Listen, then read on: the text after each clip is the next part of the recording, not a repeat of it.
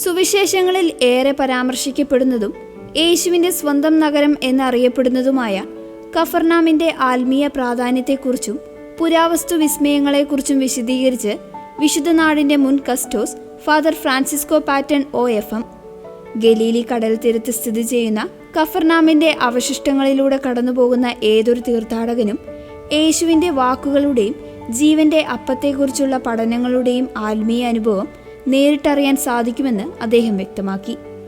6 ഹെക്ടറോളമുള്ള കഫർനാമിൻ്റെ 2/3 ഭാഗവും ഫ്രാൻസിസ്കൻ സഭയുടെ സംരക്ഷണത്തിലാണ്.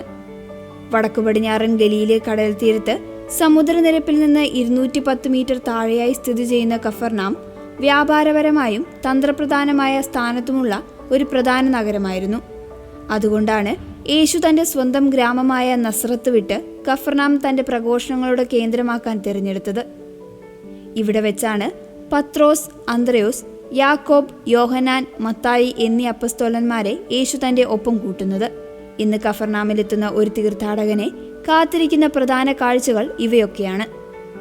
അതിൽ ഒന്നാമത്തേതാണ് വിശുദ്ധ പത്രോസിന്റെ ഭവനം. 1968 ഫ്രാൻസിസ്കൻ പുരാവസ്തു ഗവേഷകരായ ഫാദർ വിർജീലിയോ കോർബായും ഫാദർ സ്റ്റാൻസ്ലോവിയോ ലോഫ്രെഡിയും നടത്തിയ ഖനനങ്ങളിലൂടെയാണ് പത്രോസിന്റെ വീടിന്റെ അവശിഷ്ടങ്ങൾ കണ്ടെത്തുന്നത്. 1-ാം നൂറ്റാണ്ടിൽ നിർമ്മിക്കപ്പെട്ട ഈ വീടിന്റെ ഒരു ഭാഗം പിന്നീട് ക്രൈസ്തവരുടെ പ്രാർത്ഥനാ കേന്ദ്രമായി മാറിയിരുന്നു.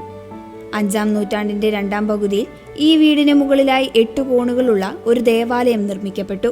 പുരാതന ചുവരുകളിൽ യേശുവിന്റെ നാമവും പ്രതീകങ്ങളും കൊത്തിവെച്ചിട്ടുണ്ട്.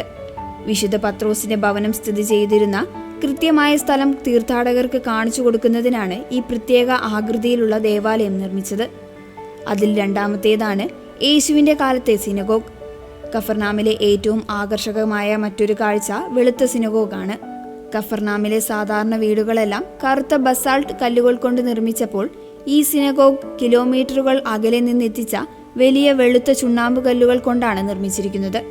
ഇപ്പോൾ കാണുന്ന ഈ സിനഗോഗ് AD 200 നിർമ്മിക്കപ്പെട്ടതാണെങ്കിലും ഇതിന്റെ തറയ്ക്ക് താഴെയായി 1-ാം നൂറ്റാണ്ടിലെ ബസാൾട്ട് കല്ലുകൾ കൊണ്ടുള്ള വലിയൊരു പ്രാർത്ഥനാ മന്ദിരത്തിന്റെ തറ കണ്ടെത്താൻ ഗവേഷകർക്ക് കഴിഞ്ഞിട്ടുണ്ട്.